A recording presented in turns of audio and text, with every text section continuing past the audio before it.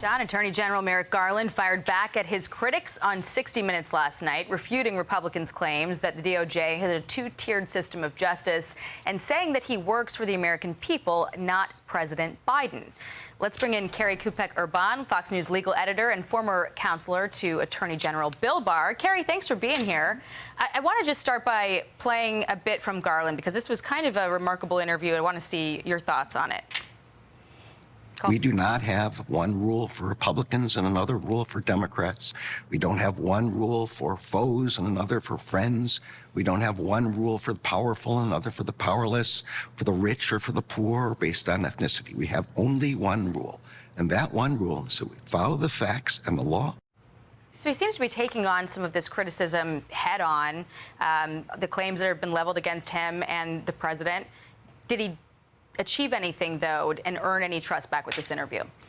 I think it was good that he did the interview. You know, he has to take questions from the American people at this point, or the media, in light of all of the public criticism that has continued to just keep going and some of the actions taken by the Department of Justice.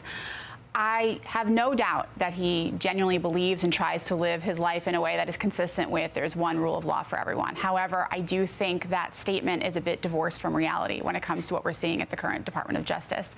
And I think we can see it, especially, now this isn't a DOJ case, right, but taking a step back and looking at what's happening with Trump today in New York, I think what people are seeing is this constant aggressive throwing of the book at, say, Donald Trump, Republican allies, et cetera, and they're not seeing that aggressiveness applied to, say, people on the left or similarly situated defendants. And I think people are just starting to really want to know, or not even starting, they're crying for, what is the truth here? Do I believe Donald Trump or do I believe the justice system, and how can I find that out? Yeah, you know, I was thinking he could say that. It doesn't mean that people are going to believe him, particularly when you look at, as you said, Donald Trump is getting the book thrown at him every time he turns around. And Hunter Biden, there was this sweetheart plea deal that gave him a diversion on a gun charge, which was easily provable 5 years ago, and then misdemeanor slap on the wrist for tax violations, which were easily provable years ago.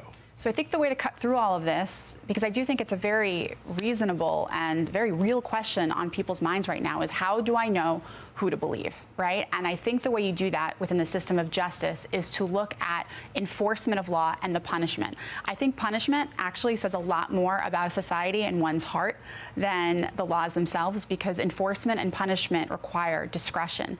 And that's discretion on the part of the prosecutors who are bringing the cases and charging the cases, and discretion on the part of the judges who are implementing sentencing. So let's look at Donald Trump, for example. You know, so in, say, the New York case, and again, this is separate from what the DOJ the discussion is that we were just having, is you look at, okay, well, how common is it for real estate developers and people in business and in that business to engage in the behavior that Donald Trump has been accused of and found, say, guilty of? And what are the consequences? Is it normal for a family business to effectively be banned from doing business in an entire, you know, in a state, and their property is taken away from them when they engage in this kind of behavior?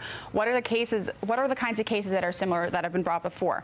How common is it for an AG to campaign on getting a sitting president and his businesses if she were to become elected? And so far, the research that we've done here at Fox News is we're coming up pretty short. It's pretty unusual.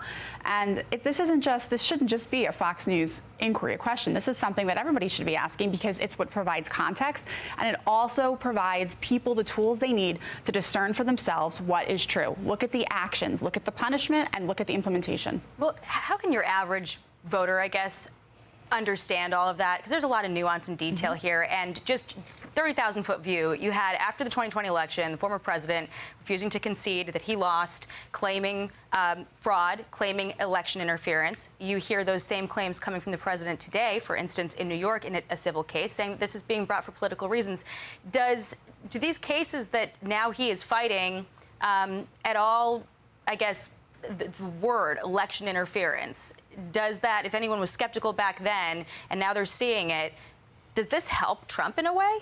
So I think the reason, again, at the 30,000-foot level, looking back the last couple of years, for so much of the chaos and the confusion is because bad behavior of the former president in various settings has also exposed bad behavior of the justice system.